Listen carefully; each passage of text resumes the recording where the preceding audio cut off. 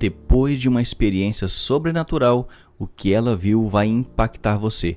Veja só, mas antes deixe o seu like, comente, compartilhe e, é claro, inscreva-se no nosso canal.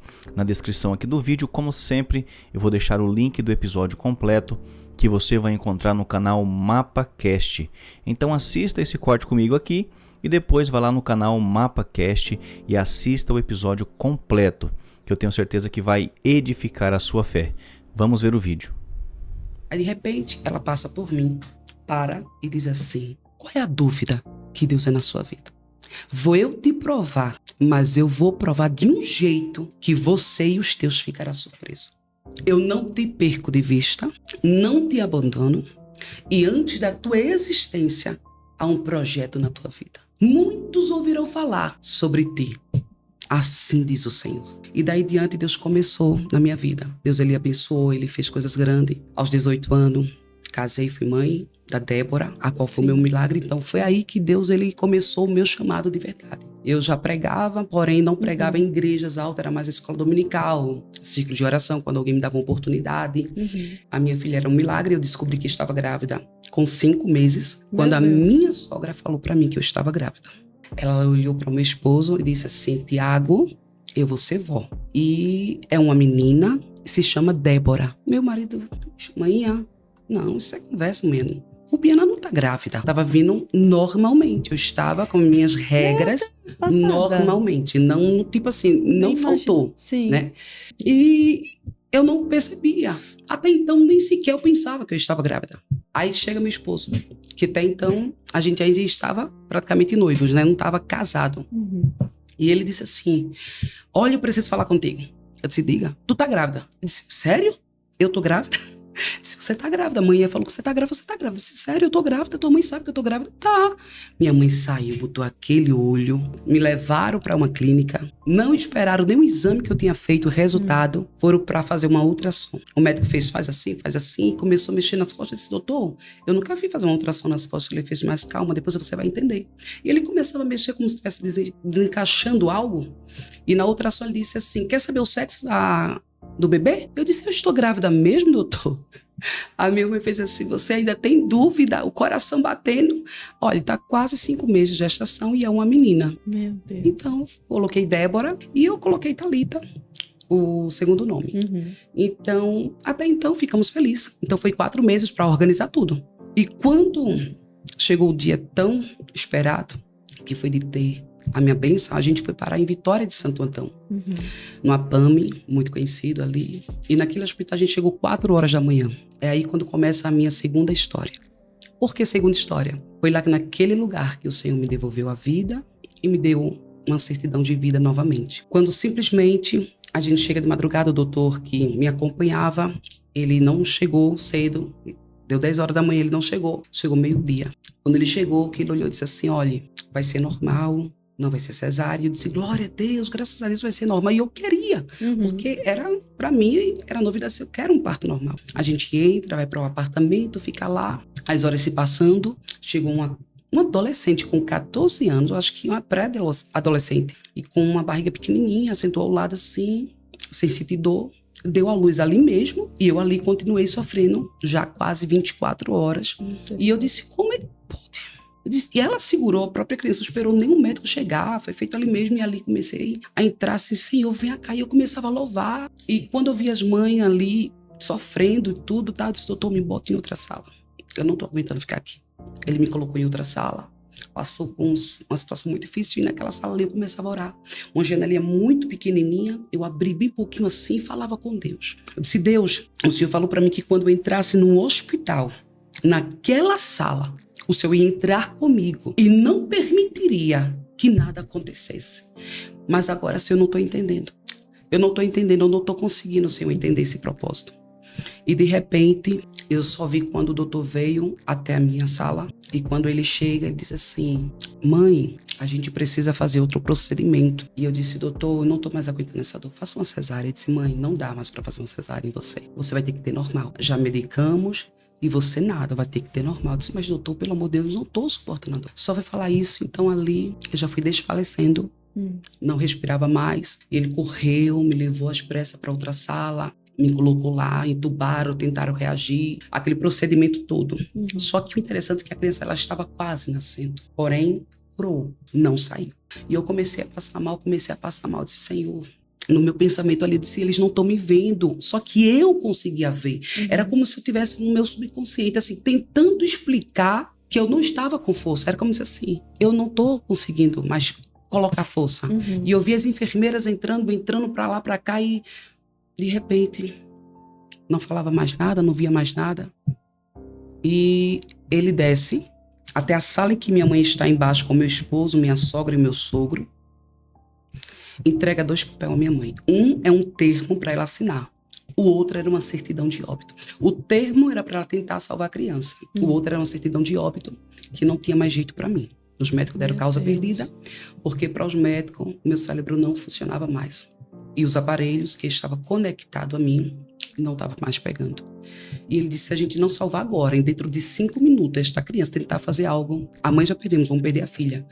Minha mãe pegou os 2 papéis, rasgou no meio, olhou para o doutor e disse, eu não aceito. Eu quero as 2 com vida, porque a promessa que Deus me fez foi diferente dessa que o Senhor veio me levar. A proposta. E ele, mas mãe, a sua filha já não está entre nós. Vamos tentar salvar a sua neta, pelo menos isso. Minha mãe, ela, muito profeta, um vaso, uma mulher cheia de Deus, olhou para o meu esposo, que é levita da casa do Senhor, mas nesse tempo estava afastado do evangelho. Olhou para ele e disse assim, faz um propósito com Deus agora, para Deus entrar naquela sala e salvar a tua esposa e a tua filha. Aí ele abaixou a cabeça, saiu da sala onde ele estava, entrou dentro do carro, fechou a porta do carro e ficou lá. E minha mãe clamando, ligava para um, ligava para outro, todo mundo orando, todo mundo me apresentando em oração. Vinha 3 irmãs da igreja, em direção ao carro do meu esposo. Bateu no vidro do carro e disse, homem, eu já usei a minha para contigo e tu não deste ouvido. Apontou para o andar em que eu estava e disse, as tuas estão lá em cima, naquele último andar, naquela janela. Queres tu que eu traga de volta? Faz um propósito comigo. E foram embora. Ele sai do carro, já chega se jogando no chão, lá no hospital, pedindo para minha mãe orar, todo mundo orando. E naquele momento, Deus ele dá um passeio com a irmã Rubiana, como está escrito em Ezequiel 37, quando diz assim, que veio sobre mim a mão do Senhor e me levou em espírito e me pôs em meio de um vale que estava cheio de ossos secos. E me fez andar ao redor dele, que era numerosa, sobre o vale, sobre a superfície. E quando eu leio esse texto de Ezequiel 37, Deus fala fortemente comigo. Porque naquele momento, o Senhor me levou em um lugar chamado inferno. E eu via tanta gente gritando, um tormento, noites, sabe assim, você via aquela coisa escura ali, sabe, sobria, e eu dizia assim, Senhor, preguei tanto para herdar aqui, foi esse chamado que o Senhor tinha para mim? E eu começava a dizer, e os 4 cantos da terra, e as pregações, e as missões, e a chamada, e eu começava a falar naquele momento.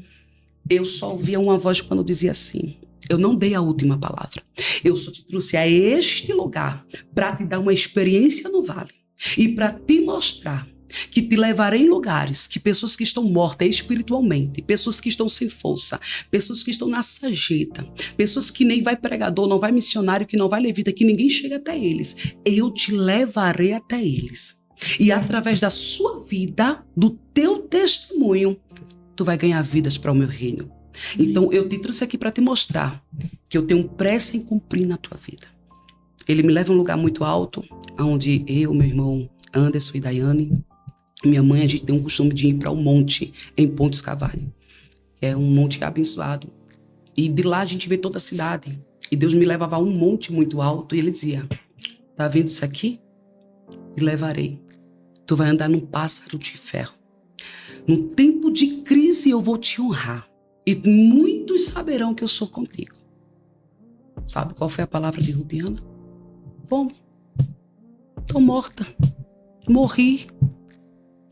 Sabe qual foi a palavra de Deus para mim? Eu não via quem estava ao meu lado, mas eu ouvi a voz. Sim. Eu não dei a última palavra. A última palavra, o ponto final, quem coloca sou eu. Naquele momento, o médico entrou um, entrou outro, e a enfermeira relatou pra gente. 3 médicos entrou e disse assim, eu não coloco a mão. E tem uma enfermeira chamada Tânia, por nome da minha mãe, que a minha mãe se chama Tânia. E naquele momento ela dizia assim: doutor, não pegue esse bisturi. Não faça o que o senhor quer fazer. Porque o meu Deus, a quem eu sirvo, e o Deus desta mulher, vai trazer a vida a ela. Tinha 3 enfermeiras abençoadas, sabe? E disse assim: ela tá ficando louca, doutor. A mulher já morreu faz tempo. Ela tá achando que a mulher vai viver, ela tá orando faz tempo. Ela dizia que ficava sobre a minha cabeça passando a mão e dizia assim: reage, porque eu conto contigo. E quando ela dizia isso, as outras indagavam entre si: ela tá ficando doida porque a mulher tá morta. Pela medicina, não havia mais, não tinha mais vida para os médicos. Até o aparelho que estava conectado sobre mim, ele parou total, ao ponto do médico até se irritar e dizer assim: desliga esse aparelho. Desliga tudo da tomada, desconecta tudo. O único que ficou sobre mim ainda foi a máscara de oxigênio, porém, mais não estava fazendo mais resultado. E essas 3 enfermeiras incrédulas, ela começou a zombar dessa enfermeira baixinha, mas pentecostal. E ela começou a falar em línguas estranhas. O doutor se incomodou e disse: olha, o teu Deus, ele pode mandar na tua casa, na tua igreja, na tua rua, onde você quiser, fora daqui. Mas enquanto eu for médico, 38 anos de medicina, quem manda na sala sou eu. E eu não vou obedecer ao teu Deus, porque o teu Deus não vai fazer o que é para mim fazer. Ela botou o dedinho assim: doutor, o meu Deus, aleluia, ele manda no céu, manda na terra, manda no inferno, manda em mim, manda em ti, em todos que aqui está. E a ordem é: aquiete. Quem vai fazer é Deus. E ela não está morta, ela está viva. O doutor disse assim: ela está viva? Então prove. Naquele momento, você já viu uma TV fora da tomada funcionar?